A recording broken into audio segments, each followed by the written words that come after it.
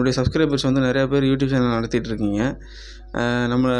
நம்மள்ட்ட கன்சல்ட்டிங் வந்தவங்க சில பேருடைய சேனல் நான் ரிவ்யூ பண்ணும்போது பார்த்துருக்கேன்.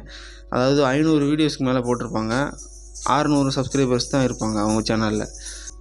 இந்த மாதிரி கடுமையாக அவங்க வந்து உழைப்பை கொடுத்துருக்காங்க சரிங்களா அவங்க சேனலில். 500 வீடியோஸ் போட்டுமே 600 சப்ஸ்கிரைபர்ஸ் வந்திருக்காங்கன்னா அது என்ன அர்த்தம் சரிங்களா? இப்படிப்பட்ட சேனல் வந்து என்ன நடந்திருக்கு அந்த சேனலில் அப்படின்னா, நான் ரிவ்யூ பண்ணும்போது பார்த்தேன். அதாவது மிக்சர் கண்டென்ட் போட்டிருக்காங்க. அவங்க வந்து டைட்டிலு தம்ப்நெயில் எதுவுமே சரியாக வைக்கலை சரிங்களா. டேட்டு கொடுத்து மட்டும் போட்டிருக்காங்க டைட்டிலில்.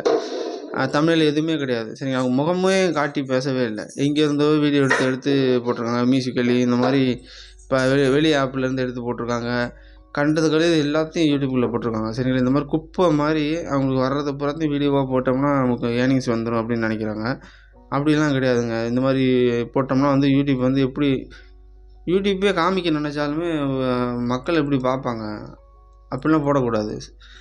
அப்போ வந்து இந்த மாதிரியான யூடியூப் சேனல் வந்து நான் மேலும் வந்து அது 600 சப்ஸ்கிரைபர் வந்துருச்சு, இன்னும் 1000 சப்ஸ்கிரைபர் தொட்டுட்டோம்னா நம்ம வாழ்க்கையில் முன்னேறிடுவோம் அப்படின்னு அவங்க நினச்சிக்கிட்டு இருக்காங்க. அந்த சேனல்லேருந்து விட்டுட்டு நீங்கள் வேறு சேனலில் கூட ஆரம்பிக்கலாம் சரிங்களா. ஏன்னா வந்து யூடியூப் அல்காரிதம் வந்து புது சேனல்களை வந்து டக்குன்னு ப்ரொமோட் பண்ண நினைக்குது. புது யூடியூபர்களை அது ஊக்குவிக்க நினைக்குது சரிங்களா, முன்னேறி வரட்டும் அப்படின்னு. ஏன்னா வந்து யூடியூபர்ஸ் நிறையா பேர் உள்ளே வரும்போது அதுக்கு வந்து ஏர்னிங்ஸ் வந்து அதிகமாகும். அதான் ஒரு இயல்பான உண்மை. நம்ம வீடியோஸில் நிறையா வீடியோஸ் பேசியிருப்போம் அதை பற்றி. நீங்கள் வீடியோஸ் வேணால் ரிவ்யூ பண்ணி பாருங்கள். அவர்கிட்ட கேட்குறேன், நீங்கள் அந்த மாதிரி புதுசாக எதுவும் யூடியூப் சேனல் ஆரம்பிக்கிறீங்களாண்ணே அப்படின்னு கேட்குறேன். அவர் இதில் வந்து 600 சப்ஸ்கிரைபர் இருக்குது, நான் இதிலேயே தான் நான் வீடியோ போடுவேன் திரும்ப எனக்கு 1000 சப்ஸ்கிரைபர் வந்துடும் அப்படின்னு சொல்லி அவர் அதை விட்டு அவருக்கு வர மனசே கிடையாது சரிங்களா.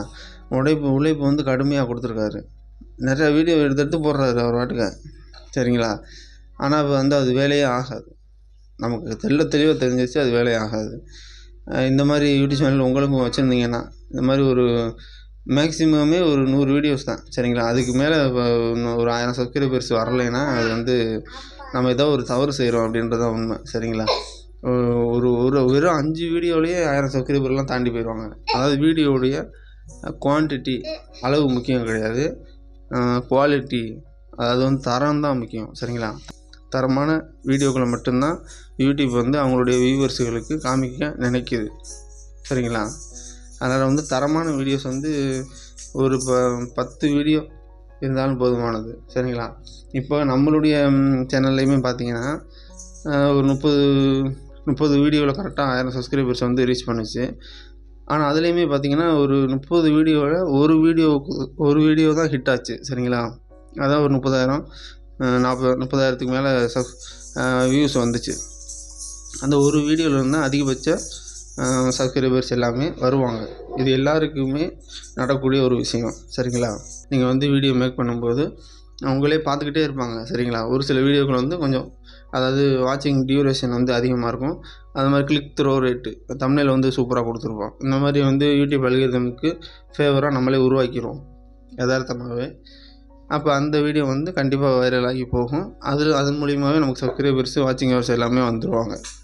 அதாவது ஒரு குறிப்பிட்ட டார்கெட் ஆடியன்ஸ் எடுத்துக்கோங்க, அவங்களுக்கு மட்டுமே வீடியோஸ் வந்து மேக் பண்ணுங்கள்.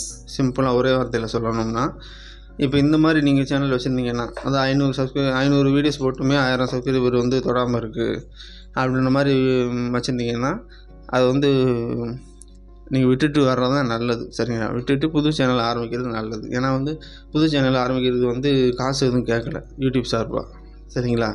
காசு எதுவும் செலவு பண்ணணும்னா யோசிக்கலாம். டக்குன்னு ஒரு இமெயில் ஐடி ஓப்பன் பண்ணி 5 நிமிஷம் தான் இமெயில் ஐடி ஓப்பன் பண்ணதும் அப்படியே ஒரு யூடியூப் சேனல் ஆரம்பிக்க வேண்டியதானே. ஆனால் ஆரம்பிக்கும் போது மிக தெளிவாக ஆரம்பிங்க. நான் எவ்வளோ என்னோடய வீடியோஸ் எல்லாத்துலேயும் பாருங்கள், எல்லா வீடியோஸ்லையுமே இந்த வார்த்தையை சொல்லியிருப்பேன் சரிங்களா. குறிப்பிட்ட டார்கெட் ஆடியன்ஸுக்கு மட்டுமே உங்களுடைய வீடியோஸ் வந்து ரெடி பண்ணுங்கள், உங்களுக்கு எக்ஸ்பீரியன்ஸ் உள்ள ஒரு ஃபீல்டு எடுத்துக்கோங்க அப்படின்னு சொல்லியிருப்பேன். அந்த மாதிரி எடுத்துக்கிட்டு புதுசாக ஒரு யூடியூப் சேனல் ஆரம்பிங்க, போட்டுக்கிட்டே இருங்க, அவ்வளோதானே. இது மாதிரி யூடியூப் சார்ந்த சந்தேகங்கள் இருந்துச்சுன்னா நம்மளுடைய கமெண்ட்டில் கேளுங்க. ஒவ்வொரு கமெண்ட்டுக்குமே நான் வந்து ஒரு வீடியோ மேக் பண்ணி போடுறேன் சரிங்களா. எல்லோரும் தெரிஞ்சுக்கட்டும். நம்மளுடைய சேனலை வந்து சப்ஸ்கிரைப் பண்ணி டச்சிலே இருங்க. யூடியூபர்ஸுக்கு நம்மளுடைய சேனலில் வந்து ரொம்ப பயனுள்ள வகையில் இருக்கும். ஓகேங்களா. Okay, thank you.